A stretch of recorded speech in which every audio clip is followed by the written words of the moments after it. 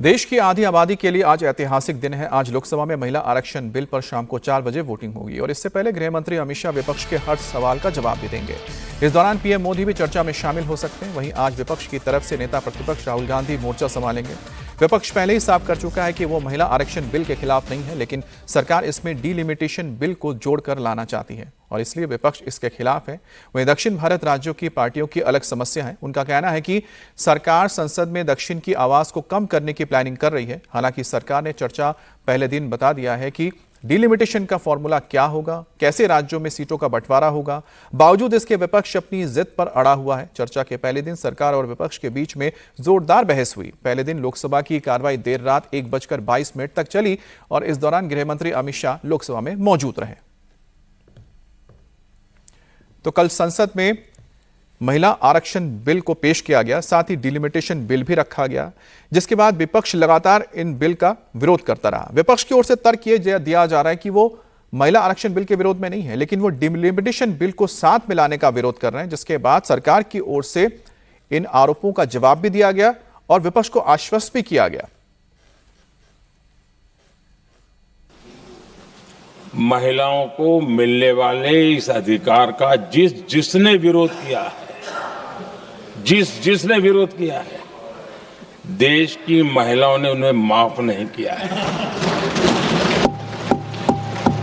उनका हाल बुरे से बुरा किया है। लेकिन ये भी देखिए कि 24 के चुनाव में ऐसा नहीं हुआ। क्यों नहीं हुआ? ये इसलिए नहीं हुआ कि 24 में सबने सहमति इसको पारित किया, तो ये विषय ही नहीं रहा। आप देश की बहनों पर भरोसा करो ना, उनकी समझदारी पर भरोसा करो। एक बार 33% बहनों को यहां आने दो, आकर के उनको निर्णय करने दो, किसको देना है, किसको नहीं देना है, इस वर्ग को देना, उस वर्ग को देना, करेंगे वो निर्णय।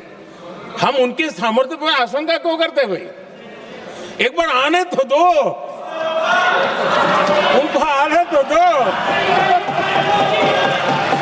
कि मैं अति पिछड़े समाज से आता हूं, लेकिन मेरा दायित्व समाज के सबको साथ लेके चलने का है और यही मेरे संविधान ने मुझे यही रास्ता दिखाया है। मेरे लिए संविधान ही सर्वोपरि है और इसलिए और ये संविधान की ताकत है कि मेरे जैसा अत्यंत छोटे समाज का, अति पिछड़े समाज के व्यक्ति को इतना बड़ा दायित्व देश ने दिया।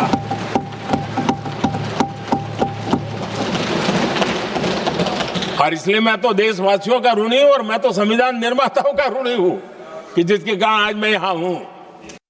यहां बैठकर के हमें किसी को संविधान ने देश को टुकड़ों में सोचने का अधिकार ही नहीं दिया है। जो शपथ लेके हम बैठे हैं ना, हम सबको एक राष्ट्र के रूप में विचार करना हमारा दायित्व बना। चाहे कश्मीर हो या कन्याकुमारी, हम टुकड़ों में न सोच सकते हैं, न टुकड़ों में हम निर्णय कर सकते हैं। सिर्फ राजनीतिक लाभ लेने के लिए जो बवंडर खड़ा किया जा रहा है, मैं आज बड़ी जिम्मेवारी के साथ इस सदन में, इस पवित्र जगह से कहना चाहता हूं, चाहे दक्षिण हो, उत्तर हो, पूर्व हो, पश्चिम हो, छोटे राज्य हो, बड़े राज्य हो, मैं आज एक जिम्मेवारी से कहना चाहता हूं कि निर्णय प्रक्रिया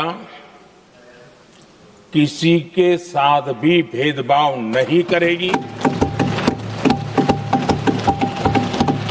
ये निर्णय प्रक्रिया किसी के साथ अन्याय नहीं करेगी।